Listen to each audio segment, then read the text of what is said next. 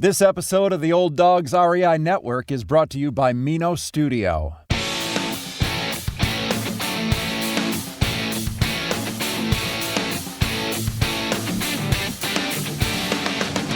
Welcome to the Old Dogs REI Network, where cash flow is king.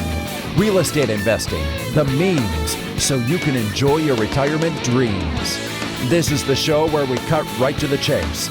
No sales pitch, no long monologues, just simple how-to real estate investing advice, so you can earn the passive income you need to enjoy your retirement today. And now, your host and chief old dog, Bill Manassero. Hello, old dogs, and welcome to Fun Facts Friday. This is our once a week, only on Friday show, where we have special episodes not featuring guests, where I will share tricks, tips, terminology, and techniques that will help skyrocket you to real estate investing success. Today's topic is Ask Bill where to buy a house for $1,000 or less, and how to find a multimedia mentor. But before we get started, I always like to talk to you guys. Too bad you guys can't talk back, and I could hear you in my headphones here, and we could just chat. Wouldn't that be great? Maybe we should just do like a giant Zoom call, and then we could just bat around ideas, and people could share the successes they've had, the challenges they've had in real estate investing, and we could just kind of, I don't know, just kind of talk. Maybe we'll do that. If there's an interest, let me know that if you guys are interested. If I don't hear from you guys, I'll never bring it up again. Okay. Anyway, I just want to encourage you guys and hope that you're doing okay. I know with the COVID thing, it's great news is that the number of cases is going down. Deaths have declined significantly. I mean, just a lot of good stuff there. So I'm hoping that your state is getting back to normal. My state isn't, but my state is still in a state of confusion here in California. But hey, nonetheless, we keep trucking, right? Keep moving on, and we don't get discouraged. No way do we get discouraged. Hey, tip of the week here. Make your money when you buy. Have you heard that expression before? Real popular one for real estate investors, especially folks that have been around for a while. And the whole concept is basically when you buy that property, you've already made money. And hopefully it's because you're buying it maybe under market value. Maybe there are other aspects in there. It's kind of easy for people to overpay for real estate, especially in this market where things are selling quickly. In general, if you're keeping the property, don't count on appreciation as a way to make money. It can work, but it's still a higher risk than buying right. If you're buying a rental, look for homes that need a bit of work and have cash flow from day one. Don't forget to add in budgets for capital expenditures and routine maintenance. I mean, we do buy for cash flow, but I always like to add that nice little cherry on the top, which is equity. And so I try to buy properties under market value. If you've got something that you can fix up a little bit, put a little elbow grease into it, and get even more out of that home, not only will you get more equity, but you'll probably get higher rents. I think it's worth it too. So that's the tip for the day. Make your money when you buy. Well, let's jump into our topic here. I have I haven't done this in a long time, our Ask Bill segment. I almost forgot about this. This is what we do on our Fun Fact Fridays every now and then. It's when I answer specific questions, that you guys send to us, or sometimes it's an email, in-person conversation, a phone call. Sometimes it's through online portals such as biggerpockets.com and Quora.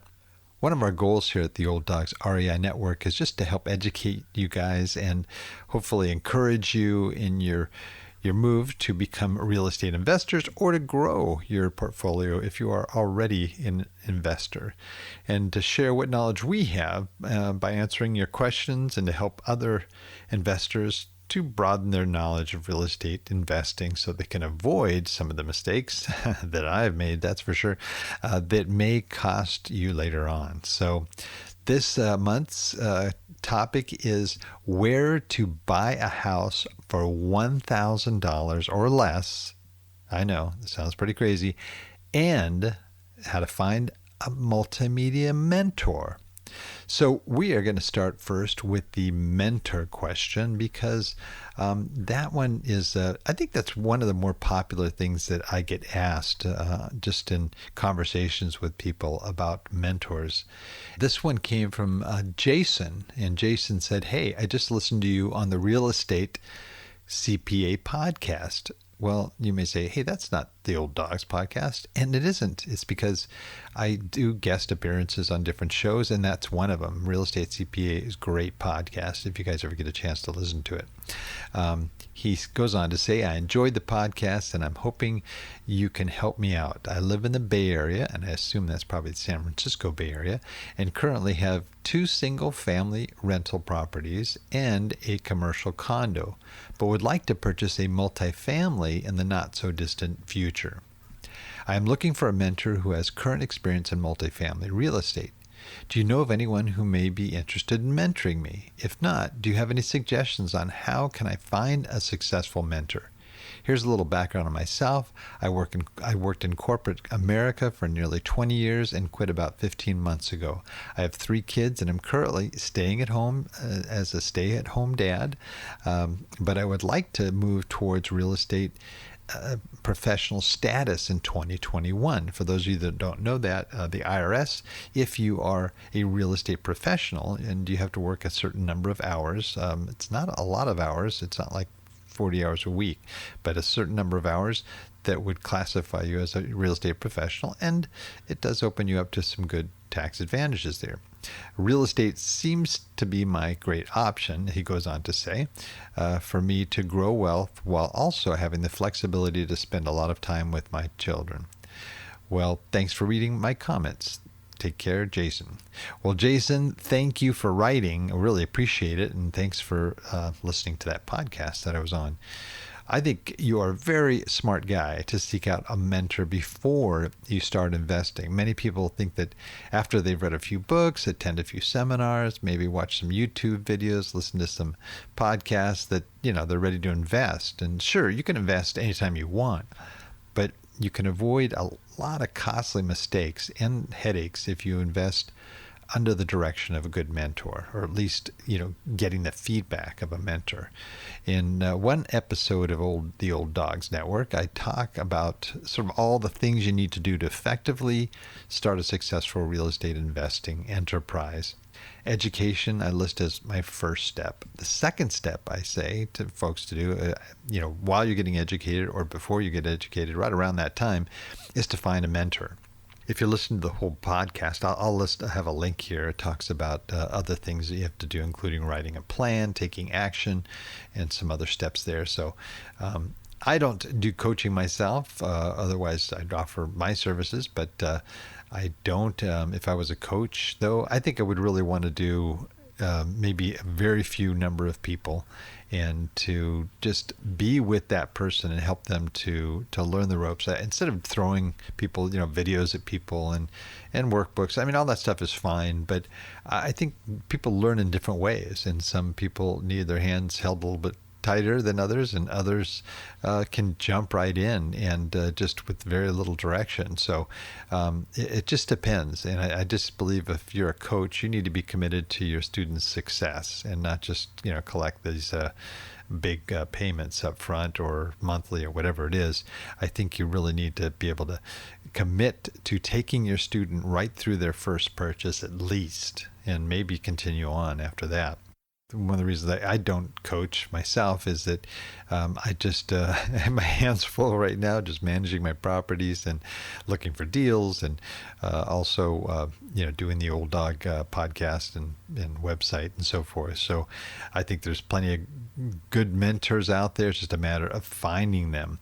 But basically, there are 2 different types of mentors that you want to look for. One is the person that you would I'd say you pay for, right? It's a program. Generally, it's usually they have boot camps and seminars and webinars and different types of training, networking opportunities. Some of them, they have videos and booklets and personal one-on-one coaching. I mean, that's a pretty comprehensive one. Some don't do all that stuff, but generally you're paying for something. And those kinds of programs can range from maybe a couple of $1,000s to $40K plus. They're not always cheap, but I do say that some of these guys that are charging $40K, especially when we're talking about Multimedia Mentor, which is what this question was about, if you end up with an apartment building at after you've started the program, that $40K, it doesn't really seem like very much, especially if you're talking a multi-million-dollar apartment building. So the other type of mentor is somebody that's local to you, somebody who would be close enough that you could meet with them on a regular basis and be able to pick their brain, maybe they're remote and you talk to them via phone, Skype, Zoom, what have you. But the idea is somebody who you can have a one-on-one sort of relationship. Now, when you do that kind of thing, generally, you've got to be able to find somebody, obviously, locally that you can work with in exchange for, I would say that you would want to go in there and be able to offer them something that you might be able to do. If you're an engineer, for example, you might want to offer them, to help work with their computer system, even help them upgrade or do things that they might not be able to do. You could also develop Excel spreadsheets for them, do market analysis, property analysis. Maybe you're a graphic artist or web designer, and you could help them handle some of their marketing materials. Maybe help them put together PowerPoint presentations. You can even make prospect calls, or you can drive for dollars or file papers or whatever they might need. Personally, I think a local mentor is a better way to go because it's somebody who can really work with you. You can bounce ideas back and forth. But I think the idea there is that you develop a relationship, and who knows, what might transpire from that. I think we've got a number of different shows that I'm going to link you to on how to find a mentor, other podcasts. But one of the things that is, I even listed in my 5 biggest real estate investing mistakes that I made so far were, I would say one of the top items I listed was not finding a mentor earlier. I made, a lot of mistakes early on, and if I had a mentor, I think I would have avoided those. I did later get mentorship, and it really did help me out quite a bit. So how do you find a mentor where you live? These people are generally going to be busy because they're successful, right? You want to find somebody who's successful who can share some of their success tips with you along the way. So don't get focused on what the mentor can do for you. You really need to focus on what value you can bring to your mentor. Now, I had a show on that was a while back with Paul Moore, who's a good friend and active real estate investor. You may know him. He had an interesting contact with a young guy named Ben, who wanted to get involved with his business, which focuses on real estate investing. Now, he approached Paul, in fact, we had a show, and I'll have a link to it here, where Ben talks, and he says he was on with Paul. They both had an exchange. It was a really good show. And Ben basically said, do whatever you have to do to get a mentor. Work selflessly. Do not try to get something out of it yourself. Do it with a sincere heart to serve and learn. The law of reciprocity is real. And I agree with that. I think, finding somebody nearby, they're going to have to take time, and it's got to make some sense to them. And as I mentioned, you can do a lot of different things if you have skills to offer. But the story of Ben and Paul is kind of interesting because Paul Moore, who's co-founder of Wellings Capital, he shares, what happened with this young guy came in and wanted to just wanted to meet Paul. And he said, hey, I'm a really good cook. And I think he was even a professional cook or something along those lines. And he said, look, I'd like to cook you lunch sometime. And while you eat, maybe I can pick your brain a little bit. And really creative idea. And Paul took him up on it. They had a real good meal and meeting. And afterwards, Ben said, hey, can I just hang out and help you with odd jobs around the office? I'll file, I'll do whatever. And it started this relationship that ended up resulting in Ben getting a job with Paul, and he started earning a salary. And he actually continues with Paul's organization and his mentorship, and he's moving toward becoming a professional real estate investor. So there are a lot of different ways to do this. But I think one of the things that Paul, he actually talked about, he said the meal was great, but what really impressed him is the handwritten thank you notes that he had sent to him, after their first meeting, and really showed that he took the time. And that's something you don't see very often, is handwritten thank you notes. So I thought that was pretty cool too. So if you don't have a Paul necessarily that you can approach, where do you find mentors? And there are a number of different places. I think Bigger Pockets is a good place to go. Start networking with people in your area, meeting people for coffee or lunch. Looking in groups locally, chambers of commerce, and maybe there's a local RIA association, real estate investor meetings, or meetups that focus on real estate meetups. Now, I would say for this particular question that I'd try to look for like multifamily type meetups, and multifamily groups would be great. You can also do that through Facebook, but it doesn't mean you're going to necessarily find people local. But that's kind of the focus. You go to a lot of business meetings where there's also apartment owner associations and things like that locally that you can make contacts in. So those are just a few of those the things that you can do to find a local mentor. If you want to go to the high-priced ones, I'm not going to say that they're all bad by any means. I think that I know some folks that are really good, but you pay for what you get, and it does cost a few dollars. But if it results in you walking away with an apartment building, that's great. So that's that on the mentor. So I hope Jason answered your question. Now let's get to our second one, which is a little bit more tricky here, and this one came from Carlos. And Carlos says, hey, I ran into your podcast recently. I believe it's a bit dated, and it was a podcast about buying a house for $1,000. And he wants to know, is there any more information or other ways to get property for $1,000? Yes, there are. And I'm just going to couch this whole thing with a property you buy for $1,000 may need some work. In fact, it may be a total disaster, but they do exist. And people get them, and sometimes they aren't a total disaster. There are certain ways, though, in certain places, you have to look for these types of properties. And generally, I would say it's going to be a distressed property. But there are also auction sites, bidforassets.com, where you can buy these types of properties. Yeah, you can buy distressed. A lot of them are distressed, but some of them just have back liens on them, or they have taxes that you may have to pay to get the properties. There's a lot of reasons why they're up for bid.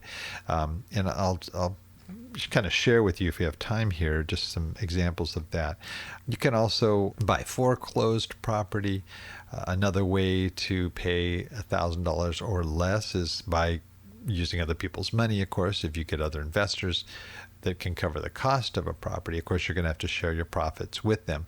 But that's another way. Wholesaling is another one, where you just have a contract and you can find someone who has a house they need to get rid of, and you can get that under contract with them and sell it for a profit, or you could even take it on yourself. There's a lot of different ways to do that, but that's going to probably cost more than $1,000. But sometimes the people have a home they've inherited. It's been in the family for a long time. Nobody lives in it. Nobody has lived in it, and they might just take an offer for $1,000 too.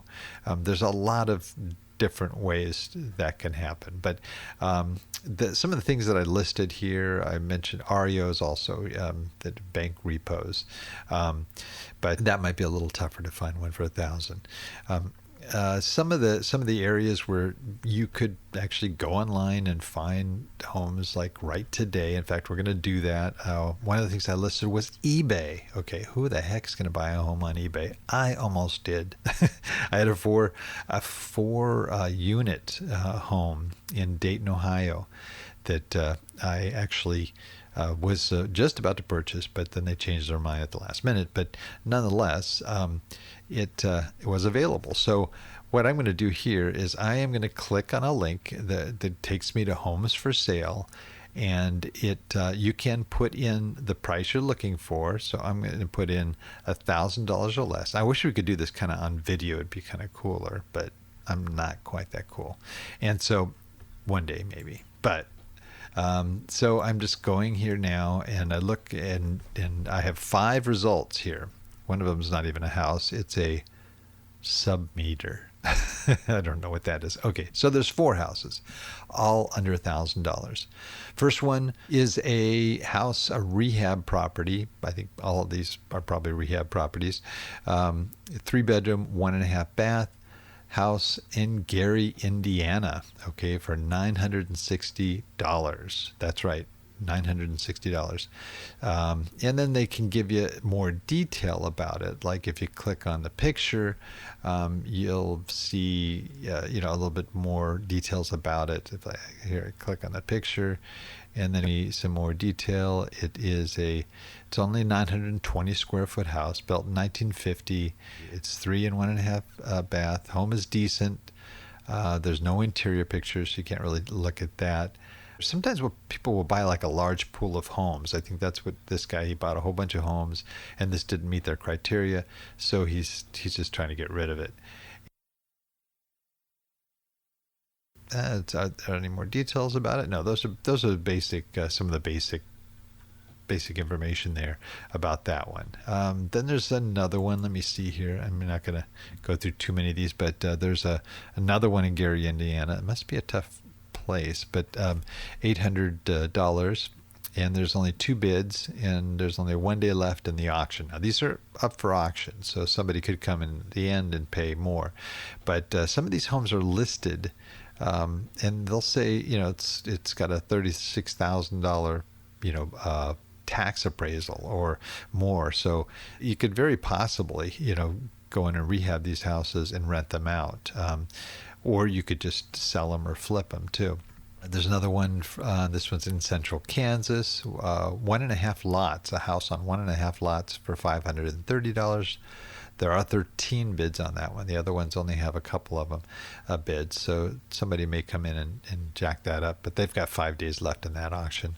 And then another one in Johnstown, PA, and that's a 305. But 4 bids, but it's got 6 days to go, so it could go up too. But all I'm showing you here is that there are ways to find inexpensive houses, and it could be a way to maybe make some cash up front, where you'd go in there and you could do a quick rehab and flip the property and use that money to buy a rental, or you could actually fix it up enough to rent it out if the market is decent and the neighborhood and a lot of other factors that you have to look at. And you could actually get started in real estate investing for under $1,000. So that's a real deal. So basically, I think it just really depends on you and whether or not you're willing to look. I think a lot of people would say, I would never buy a home for under $1,000. And hey, I respect that. But there are is also sites like auction.com. There was a campaign, for example, in Detroit at one time where they had a whole bunch of homes they were selling for $1,000 each. And this is a few years back, I think sometime around when I wrote that initial did that first podcast. So that does happen. There's also Detroit Land Bank, where auctions for homes are very cheap, and those can be also under $1,000 or under. Kansas City had a special offer, and this was February 2017, around the time the podcast came out, where you could buy a home there. And now there are requirements, so you have to live in the home, and you're going to have to commit to a certain period of time to own that home. So a lot of times people do that to get you to move to a certain area. There's also a lot of raw land. You can do that, and you could buy a house and put it on that home. And I've thought of doing this, and I've talked about it on the show before too, is that you can buy a chunk of land for a couple $100, and this, again, Bid for Assets. It's a great place to find cheap land like that. You could buy a tiny house for under $1,000. I'll have a link to it so that you can find out where you can buy a tiny house for $1,000, for under $1,000. So for under $2,000, let's say, you'll have a little house that you could actually rent out as a Airbnb, for example. So I mean, you can do stuff like that. Oh, there's also a site called Property Radar that has a lot of foreclosures, and in Arizona, California, Nevada, Oregon, and Washington, that also is pretty good. The great thing about real estate is many things are possible that you think may not be possible, like buying a house for no money down or very little money down. So it's a matter of learning and finding out how you do it. Yeah, it's probably a little bit more effort when you do that, but it's still possible, and smart people can make money from these types of things. I hope I at least got you a little bit stoked about investing. Even if you don't buy a house for $1,000, maybe you will realize it's possible, and other things and deals are possible through real estate investing as well. So this little exercise was more of an encouragement than maybe a be-all, end-all treatise here on where to buy properties for $1,000. If you really want to buy a home for $1,000, I believe you can, and I think if you're really motivated, you should give it a shot. But, like I said, you do your due diligence here. You don't want to buy a home and find out it's got back taxes, in the amount of $200,000 or something like that. So that's it. That is the show for today. Please note, Old Dog listeners, everything presented here today, including links, and there are a lot of links in this one here. They'll all be accessed in our show notes on the Old Dogs website at olddogsreinetwork.com/blog. And you're going to look for the infamous Ask Bill, where to buy a house for $1,000 or less, and where to find a multimedia mentor. I should just call this the where to find. So where to buy a house for $1,000 or less, and where to find a multimedia mentor. So until next time, remember, cash flow is king and real estate investing the means. Until next time, keep moving forward, and may God bless. Thank you very much for visiting the Old Dogs REI Network. We would greatly appreciate if you would stop by iTunes and let us know what you think of the show. We would love if you could subscribe to the podcast, give us a 5-star rating, and write a review. The more ratings and reviews we receive, the more visible the podcast will be to others. Thank you.